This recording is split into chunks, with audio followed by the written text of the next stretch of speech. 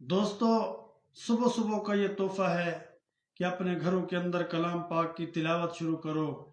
جس گھر کے اندر اللہ کے کلام کی تلاوت ہوتی ہے، اللہ پاک اس کلام کی برکت سے اس گھر کو رحمت اور برکت کا مرکز بنا دیتا ہے۔ یار، یہ میرا پیغام ہے، اپنے گھروں کے اندر قرآن کی تلاوت شروع کرو، اللہ تعالیٰ بے سکونی ختم کر دے گا، اللہ پاک سکون پیدا کر دے گا، چین گھر کے اندر ہوگا، سکون ملے گا۔ آج سکون نہیں ملتا، اس کی سب سے بڑی وجہ یہ ہے کہ ہم قرآن کی تلاوت نہیں کرتے۔ آؤ ذرا قرآن کی تلاوت کرتے ہیں، اس کو شیئر کرو، اس کو فالو کرو۔